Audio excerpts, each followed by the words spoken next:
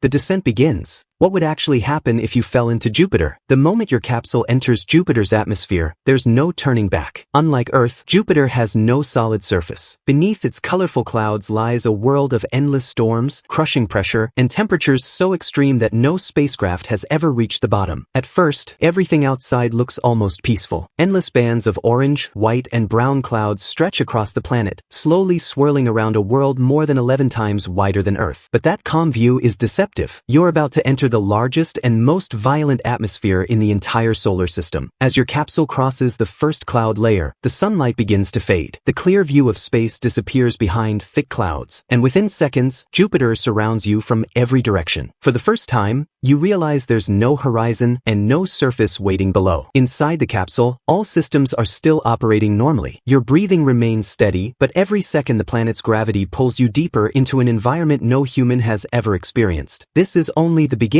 The real danger starts a few miles below the clouds. Entering the atmosphere. As you descend deeper, Jupiter's upper atmosphere welcomes you with temperatures of around -230 degrees Fahrenheit. It sounds survivable, but the cold isn't your biggest problem. The atmosphere here is made mostly of hydrogen and helium, with traces of ammonia and methane, creating the planet's iconic orange and white cloud bands. At first, the capsule remains stable, but the outside view changes rapidly. Thick clouds completely block the sunlight, turning the bright sky into a dim orange haze. Visibility drops to almost nothing. For the first time, you can't tell whether you're falling straight down or being pushed sideways. Then the turbulence begins. Jupiter's upper atmosphere is already producing winds of over 900 miles per hour. The capsule starts shaking violently as powerful air currents slam into it from different directions. Every impact throws your body against the seat despite the safety harness. Your stomach feels weightless one moment, then unbearably heavy the next as the capsule struggles to stay stable. Inside your helmet, your breathing becomes faster, not because the life support system is failing, but because your brain is trying to process an environment no human was ever meant to enter. Outside, the clouds grow darker and thicker with every passing second. And below them, the pressure is rising faster than anyone expected. The storm zone. Just a few miles deeper, the atmosphere becomes unimaginably violent. You're now entering a region where giant storm systems have been raging for centuries. Some are larger than Earth itself. The capsule is hit by winds exceeding 1,000 miles per hour, powerful enough to throw it in multiple directions at once. Warning alarms begin flashing across the control panel as the automatic stabilization system struggles to keep the capsule from spinning out of control. Then the lightning starts. Unlike Earth's lightning, Jupiter's bolts can be several times more powerful, illuminating the clouds with blinding flashes before everything falls back into complete darkness. For a split second, you catch a glimpse of endless storm clouds stretching in every direction, then they're gone again. Every violent shake is transferred directly through your seat. Your neck muscles tighten, your vision blurs, and keeping your head still becomes almost impossible. Even though the capsule is still intact, your body is already fighting against forces it was never designed to endure. Outside, the storms show no sign of ending, but the winds aren't trying to destroy the capsule anymore. Jupiter's crushing pressure is about to take over. Crushing pressure. As you continue descending, the storms slowly fade behind you, but they weren't the biggest threat. The deeper you fall, the heavier Jupiter's atmosphere becomes. Every mile downward adds even more weight above the capsule, and the pressure rises at an incredible rate. The first signs appear inside the cabin. A low metallic groan echoes through the walls as the hull begins flexing under the enormous force outside. The pressure gauge climbs higher every second, moving far beyond anything found on Earth. Inside your suit, you don't feel the pressure directly, not yet. But your ears begin popping repeatedly as the life support system constantly adjusts the cabin pressure. Your breathing becomes noticeably harder, and every deep breath feels slightly more restricted than the last. The capsule is still protecting you, but it's working harder every second just to keep you alive. Outside, the atmosphere is no longer a thin gas. It's becoming so dense that it almost behaves like a liquid. The clouds are gone, replaced by a dark, endless ocean of compressed hydrogen stretching far below. Scientists know that no spacecraft has ever survived this deep inside Jupiter for long, and what lies beneath is unlike anything found on Earth, because this is where hydrogen begins to transform into something completely different.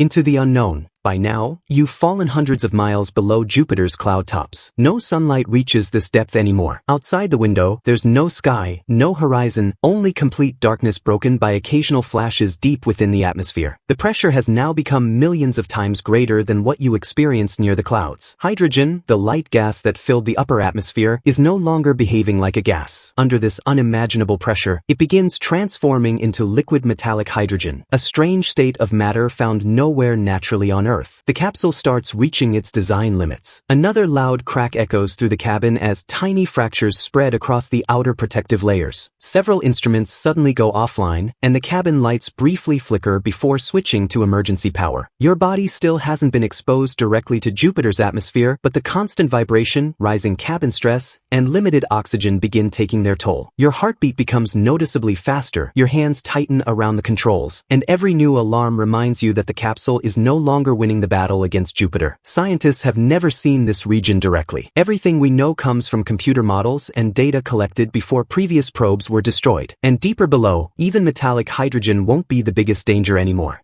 System failure. Far below Jupiter's upper atmosphere, the environment becomes even more hostile. Surrounding the planet is one of the most powerful magnetic fields in the solar system, nearly 20,000 times stronger than Earth's. Even before reaching the deepest layers, intense radiation and powerful electromagnetic forces begin interfering with the capsule's electronics. One by one, warning lights spread across the control panel. The navigation system shuts down. The external cameras go black. Several scientific instruments stop transmitting data back to Earth. Only the emergency systems remain online. Inside the capsule, the air suddenly feels warmer. The life support system is now working at maximum capacity as cooling systems struggle to keep up with the rising heat coming from the compressed atmosphere outside. Sweat begins forming inside your helmet, while every vibration through the hull becomes stronger than the last. Then, another loud impact echoes through the cabin. The outer shell is beginning to deform. Small pieces of insulation break loose and float through the cabin as internal pressure regulators fight to keep the environment stable. Every passing second pushes the capsule beyond the conditions it was ever designed to survive. And then, the first crack appears in the pressure hull.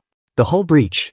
The first crack is only a few inches long, but inside Jupiter, that's all it takes. Within seconds, the crack begins spreading across the pressure hull as the enormous force outside pushes relentlessly against the capsule. Emergency seals activate immediately, but the pressure difference is simply too great. One after another, systems start shutting down. The cabin pressure begins dropping. A warning siren fills the capsule as oxygen levels slowly decrease. Every breath now feels shorter than the last. Your chest tightens, and even simple movements require more effort. The display in front of you flickers before switching to emergency power, leaving only a handful of instruments still working. You transmit one final packet of scientific data back to Earth. Deep inside Jupiter, it's the closest humanity has ever come to seeing this hidden world. Then, the communication signal begins breaking apart. Static replaces your voice. The connection becomes weaker until the transmission disappears completely. For the first time since entering Jupiter, you're completely alone. Outside, the capsule continues sinking into an environment no human will ever witness again. And just moments later, the hull finally gives way. The death. The moment the pressure hull finally collapses, Jupiter's atmosphere rushes into the capsule with unimaginable force. There's no explosion, no dramatic fireball, just an overwhelming wall of pressure that arrives faster than your brain can even react. Within an instant, your spacesuit is crushed far beyond its design limits. The life support system shuts down completely, and the pressure surrounding your body rises so rapidly that your lungs can no longer expand. Every breath becomes impossible. Your heartbeat races for a brief moment before your circulatory system begins